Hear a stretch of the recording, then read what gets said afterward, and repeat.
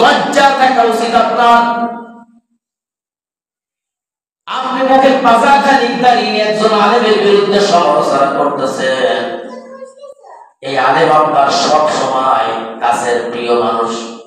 আপনি যখন হয়েছেন, আপনার কানে আযান না দিলে আর আপনার মায়ের বিবাহ না করাইলে আপনি 5টা জাওরার সন্তান হইতেন। আপনাকে হালাল করার জন্য আলেমরা এত কষ্ট করে। সেই আলেমরা আপনার সব চাইতে দুশ্মন, আর আপনজনেরা হয়েছে ভারতের রয়ের এজেন্টরা।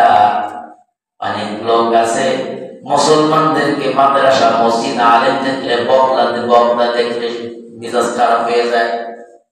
ওই মুসলমানের সন্তান, ওই মুসলমানের ব্যাপারে আল্লাহ পাক রব্বুল আলামিন বলতেছেন, ওমর মুসলমান হইলে তুমি ওই আব্দুল্লাহ ইবনে উবাই থেকে বেশি খারাপ।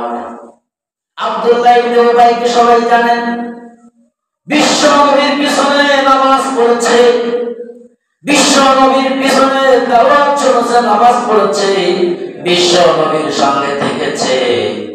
পিছনে নামাজ পড়ার পরেও আবু জাহেলের কাছে সবকিছু কথা বলতো, আবু জাহেলকে গিয়ে সবকিছু বলে দিত।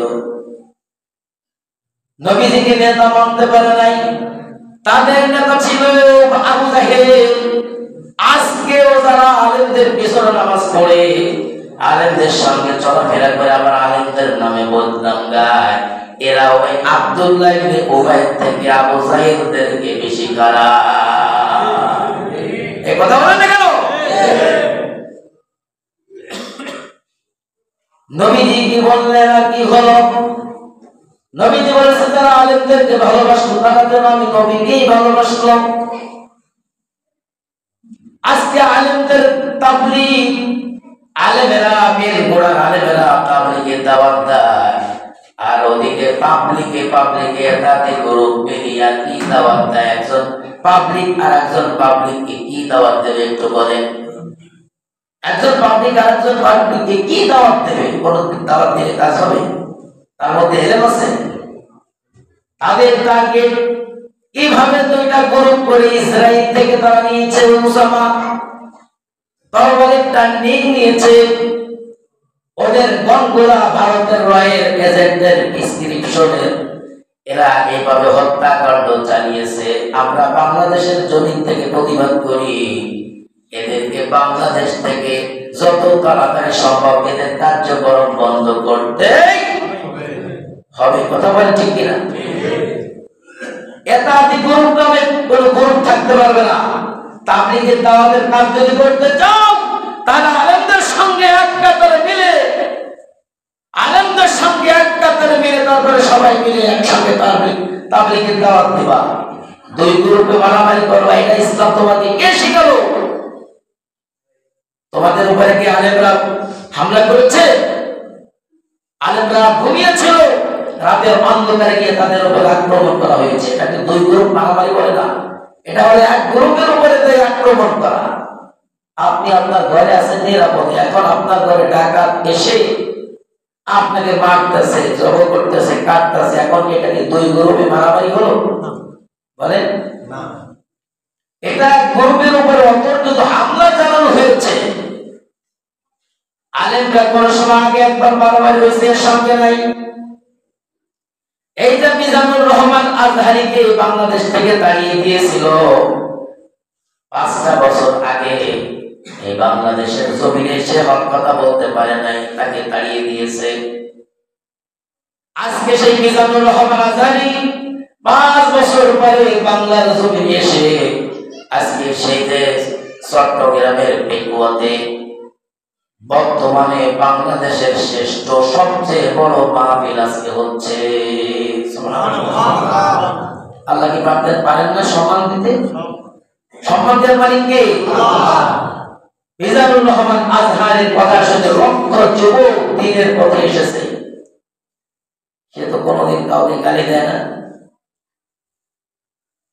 আজকে তাকে তাড়া দিয়েছিল, আজকে দাও, বাধা দাও, তার মাহফিল হচ্ছে, বাধা দাও। বাধা দিতে পারতেছে কেউ? বাধা দিচ্ছে না। দেখলাম সেনাবাহিনী, প্রশাসন, পুলিশ সবাই এক কাতার হয়ে মাহফিলটা সুন্দর করার জন্য তারা সাংবাদিক সাহিত্যিক সহ বুদ্ধিজীবীরা সহ সুন্দর করে মাহফিল ভরে গিয়েছে। 14-15 লক্ষ মানুষের ইন্তজাম করেছে, এখনই ভরে গিয়েছে। তা কোরআনের বিজয় আমি আপনি যতই চেষ্টা করি, কোরআনের বিজয়, কোরআনের মিস্ত্রি বন্ধ করতে পারবো? বন্ধ করতে পারবো? আপনি যখন পানি আসবে উজান দিক দিয়া, আপনি কোনো কিছু বাধা দেবেন, পানি বাধা ভেঙ্গ করে সব কিছু ভেঙে যাবেই যাবে, ঠিক কিনা? আল্লাহ বলেন কোরআন নাযিল করেছি আমি, এই সংরক্ষণ বেক্ষণের দায়িত্ব আমি আল্লাহ নিয়েছি। পৃথিবীর কোন আবু জাহেলের গোষ্ঠীরা, লেডি ফিরাউন, লেডি হিটলার যতই চেষ্টা করুক না কেন, কোরআনের স্পিরিট আর কোরআনের সম্মান কেউ বাধা দিতে পারবে না। কথা বলেন না কেন? তার কারণ হলো এই কোরআনের সুইচ পৃথিবীর কোন মানুষের হাতে নাই, সম্ভব না। হাজার কোরআন পড়ে দিতে পারেন, হাজার আইনদেরকে মানতে পারেন, কিন্তু ইসলামকে এই দেশ থেকে, কোরআনের আইনকে এই দেশ থেকে, কোরআনকে এই দেশ থেকে নিশ্চিহ্ন করা সম্ভব হবে না। পড়ার টেবিলে একজন ছাত্র পড়তেছে, গভীর রাত হয়ে গিয়েছে, বাবাকে ডাক দিয়ে বলে, বাবা আমার পড়ালেখা এখন শেষ হয়েছে, তুমি লাইটটা বন্ধ করে দাও। বাবা আবার একটু গরু কোটাই ফেললো, বাবা লাইটের সামনে গিয়ে ফুকাইতেছে, এরকম ফুয়াইতেছে, ফুয়াইতে ফুয়াইতে 1 ঘন্টা ধরে ফুয়াইতেছে। ছেলে ডাক দিয়ে বলে, বাবা তোমাকে আমি লাইট বন্ধ করতে করলাম, অফ করতে করলাম, তুমি তো অফ করতেছো না। বাবারে আমি তো লাইটে এমন ভাবে ফুয়াইতেছি, ফুয়াইতে ফুয়াইতে আমার গলা ব্যথা হয়ে গিয়েছে, কিন্তু লাইট তো বন্ধ হয় না। ছেলের কাছে ওইখানে সুইচ ছিল, ছেলে সুইচটা অফ করে দিল, লাইটটা বন্ধ হয়ে গিয়েছে। বাবা ডাক দিয়ে বলে, ওরে ছেলে কিভাবে বন্ধ করলি? কয় বাবা সুইচ তো আমার কাছে, তুমি তো সুইচ চেনো নাই, সুইচের কাছে যাও নাই, সুইচ তো বন্ধ করতে পারো নাই। পৃথিবীর মানুষেরা যতই কোরআনের আইন, কোরআনের আলোকে যতই ফু দিক, আবু জাহেল ফু দেয়, উতবা সাহেব ফু দেয়, ফিরআউন ফু দেয়, কোরআন কি গেছে নাকি? ভারতের রয়ের এজেন্ডা কোন চেষ্টা করে নাই, জর্জ ডব্লিউ বুশ ফু দেয়, বাইডেন ফু দেয়, ইসরায়েলের বিশ্ব বিখ্যাত সন্ত্রাস নেতানিয়াহু মানবতার দুশমন নিকৃষ্ট কুকুর ফু দেয়, ভারতের নিকৃষ্ট কুকুর নরেন্দ্র মোদী ফু দেয়। আল্লাহ করে যত কুকুর গুলা ফু দেয় না কেন, ফু দিতে পারবে দুনিয়ার মধ্যে আমার কোরআনের এই আলোর সুইচ আমি দুনিয়ার মধ্যে রাখি নাই। যতই তোমরা ফু দিবা কোনদিন নিবে না। আমি আরশে আজিমের মালিক, যেদিন আমি ফু দিব এমনিতেই আমি কোরআন আমি কিয়ামতের আগে উঠিয়ে নিয়ে যাব। সুবহানাল্লাহি ওয়া বিহামদিহি। তাহলে পৃথিবীর বাইরে যারা মিলে, নরেন্দ্র মোদীর গোষ্ঠী, নেতানিয়াহু মিলে কোরআনের আলো, কোরআনের এই লাইট কি বন্ধ করতে পারবে? না। কথা বলেন না। কোরআনের এই লাইটের সুইচ কার কাছে? আল্লাহর কাছে সুইচ। আল্লাহর দিন টিপ দিবে কিয়ামতের আগে, কিয়ামত যখন হয়ে যাবে, ধ্বংস হয়ে যাবে দুনিয়াটা, তখন মানুষেরা কোরআন শরীফ পড়ার জন্য মসজিদে গিয়ে দাঁড়াবে, ইমাম সাহেব নামাজে দাঁড়াবে, আলহামদুলিল্লাহ মনে আসবে না, সব ভুলে গিয়েছে। তার উস্তাদের কাছে ফোন দিয়ে বলবে, হুজুর আমাকে একটু আলহামদুলিল্লাহ বলে দেন, আমার তো মনে নাই। এর কাছে ফোন দিবে, মনে নাই। বলে আমার কিচ্ছু মনে নাই। লাইব্রেরির মধ্যে দেখে কোরআনের একটা কোরআন শরীফ নিয়ে এনে কোরআন শরীফ খুলে দেখবে, কোরআন শরীফের মধ্যে সাদা পৃষ্ঠা ঠিকই রয়ে গেছে, কালো অক্ষরগুলো একটাও নাই। উঠিয়ে নিয়ে যাবে, সেদিন আল্লাহ তাআলা আরশের আজিমের মালিক যিনি কোরআন নাযিল করেছে তিনি শহীদ দিবে, শহীদ দিয়ে উঠে নিয়ে যাবে। ইন্না নাহনু নাযালনা যিকরা ওয়া ইন্না লাহু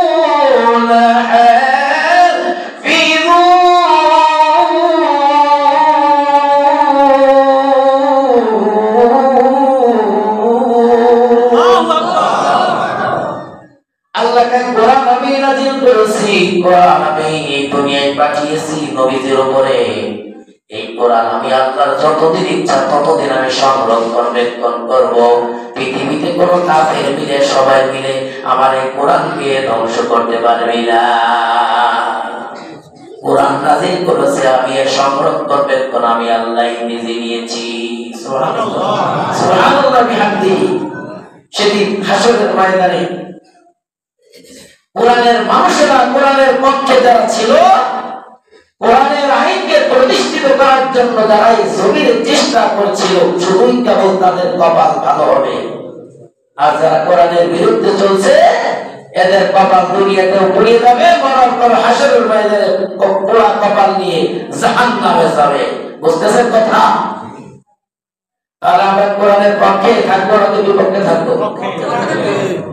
মুসলমানের সন্তান হয়ে একটা দল করা লাগবে, মাত্র একটা দল। কয়টা দল? দল কয়টা? একটা। আমলিগও করতে পারবেন না, বিএনপি করতে পারবেন না, জাতীয় পার্টিও করতে পারবেন না। আল্লাহ কয় হিজবুল্লাহ। আমার দল করতে হবে যদি জান্নাতে আসতে চাও, পরিষ্কার ওয়াজ। আর যদি জান্নাতে না আসতে চাও, কবরে শান্তিতে না থাকতে চাও, হাসরের ময়দানে না যদি পড়তে চাও, আগুনের জাহান্নামে যদি না পড়তে চাও, যদি আযাব ভোগ করতে চাও, যদি ফেরেশতাদের ডান্ডার বাড়ি খাইতে চাও, সাপের কামড় খাইতে চাও, জাহান্নামের মধ্যে যদি পড়তে চাও, তাহলে দল আরেকটাও রাখছি, হিজবুশ শয়তান। হিজবুশ শয়তান। এটা কি কোরআনের কথা নাকি আমার কথা? হিজবুল্লাহ আল্লাহর কোরআনে বলে নাই? হ্যাঁ, হিজবুল্লাহ আল্লাহর দল, হিজবুশ শয়তান শয়তানের দল। রাস্তা দুইটা। যদি শান্তি পাইতে চাও, পোলাও মোরো 70 জন বউ যদি পাইতে চাও, জান্নাত যদি পাইতে চাও, তাহলে হিজবুল্লাহ করা লাগবে, আল্লাহর দল করতে হবে। আর যদি অশান্তি পাইতে চাও, অশান্তিতে থাকতে চাও, যাও গিয়া হিজবুশ শয়তানের দলে গিয়ে যা খুশি তাই করো। আমি আল্লাহ দেখার বিষয় না। আলা লাহুল খালকু ওয়াল আমর, তাবারাকাল্লাহু রাব্বুল আলামিন। সৃষ্টি আমার, আইন চলবে আমার। কথা বলেন না? ঠিক। এটা কি আমার কথা বললাম? না। কার কথা? আল্লাহ। আমার পর রাগ করবেন না। আমার কি বলবেন যে আপনি রাজনীতির আলোচনা করলেন, এই কথা বলবেন না? কারা কারা বলবেন একটু হাত উঁচু করেন। বোঝে নাই? আল্লাহ কয় ফেরেশতারা ওরা বোঝে না, হাত উঁচাইছে, লিখিস না, মাফ করে দে। তাহলে যা বললাম কোরআন থেকে বললাম। কি বললাম? কিসা কাহিনী বলছি না? নিজের জনপ্রিয়তা বাড়ানোর জন্য, আপনাদের মন পাওয়ার জন্য কথা বলছি আমার নিজের থেকে? কোরআনের কথা বললাম। আমি বলার কারণে আল্লাহর কাছে বেঁচে যাবো, আর আমার কথা সমর্থন করার কারণে আপনারাও বেঁচে যাবে। আর যদি সমর্থন না করেন, আপনার ব্যক্তিগত আপনার দায়িত্ব নিয়ে আপনাকে জাহান্নামে যেতে হবে। আমি কিছু করতে পারবো না। আমি আপনার ভালোর জন্য আমি চাই আপনি হাসতে হাসতে জাহান্নামে যাইতেছেন, আমি আপনাকে জাহান্নামের আগুনের থেকে ফেরাই নিতে চাচ্ছি। আপনাদের বেতন নিয়ে, আপনাদের খানা খেয়ে আমি চাচ্ছি আপনারা জাহান্নামে না যান, হিজবুল্লাহর দল করে জান্নাতে যান। আমি এটা চাই। ইমাম সাহেব কি আপনাদের খারাপ চায় না ভালো চায়? আর বাবা মরে গেলে তো আমি আগে যাওয়া লাগবে খতম করতে, মরে গেলে তো আগে জানাজা আমাকে পড়াইতে হবে। মরে গেলে কোনো বিপদ হইলে হুজুর আসেন একটু ফু দেন। আপনার ছেলে যখন অসুস্থ হয়ে ড্যান্স করতে, তাহলে তাকে ফু তো আমার দিয়া লাগে, কাইতন তো আমারই পড়া লাগে। তাহলে আমার আপনাদের কোন ক্ষতি আমি হোক আমি চাই না। আপনার অশান্তিতে থাকলে করার পরে এটা আমি চাই না বলে কোরআনের কথা বলে গেলাম। এটা আমার মনে হয় যে কেউ মন খারাপ করবে না। আল্লাহ আমাদের সকলকে বোঝার তৌফিক দান করেন। আমিন। যারা সুন্নাত পড়েননি 4 রাকাত ক্বাবলা জুমা